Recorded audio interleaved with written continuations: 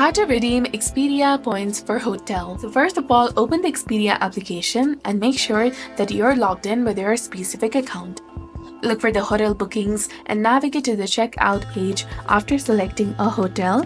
In the payment section, choose Use My Points option.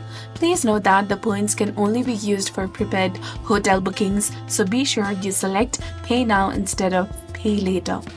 Choose Expedia Reward Point as your payment method, and the app will automatically detect your available points. If you have enough points, you can cover the entire payment with them. If not, you can split the cost between your credit card and your points. The number of the points required depends on the hotel's price. For example, a room costing $55 per night requires about 8,400 points to cover the cost and taxes. Keep in mind that the Expedia points are valued at approximately $0.07 each.